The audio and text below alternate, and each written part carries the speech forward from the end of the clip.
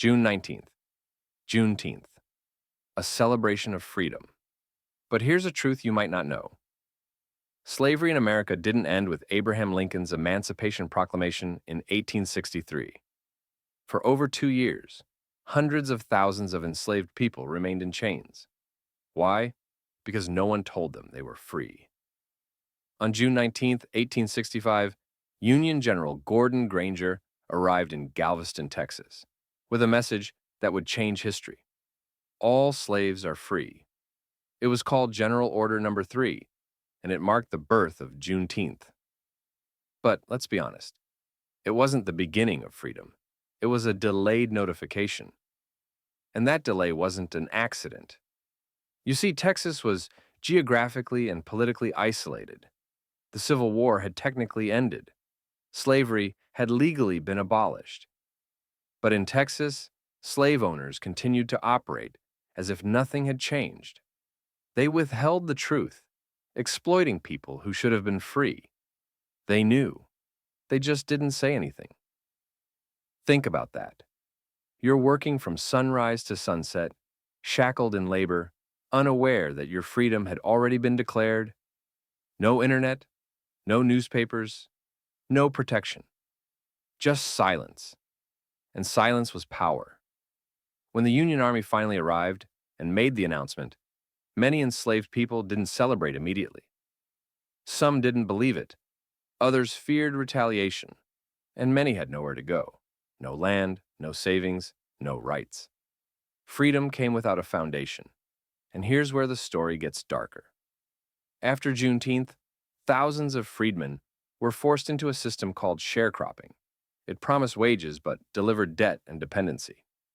Laws known as black codes restricted movement, labor, and basic rights. And when those laws became too obvious, they morphed into Jim Crow, segregation disguised as order. Lynchings became tools of terror. Voting became a privilege too costly to access. Education was unequal by design. And the criminal justice system? It became the new machinery of control, turning freedom into a technicality. So what does Juneteenth really represent? It's not just the day the last slaves were freed. It's a mirror, showing us how slow justice can be and how fragile freedom truly is. Fast forward to today. Juneteenth is finally a federal holiday. But ask yourself, how is it being celebrated? For some, it's a day of reflection and pride. For others, it's been reduced to sales, slogans, and social media posts. History's edited. Context is erased. And the conversation, still uncomfortable. Schools in some states are restricted from even mentioning systemic racism. Corporations slap a flag on a product, but ignore racial inequality in their hiring. And many Americans still don't fully understand what Juneteenth really means. But here's the truth. Juneteenth is not just about looking back. It's about asking tough questions now.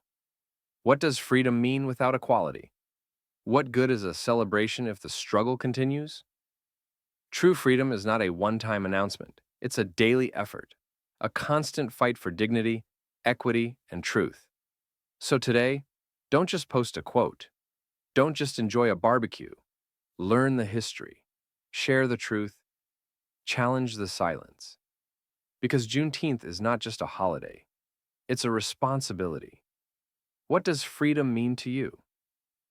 Let's talk about it. Drop your thoughts in the comments, and let's rewrite the narrative together.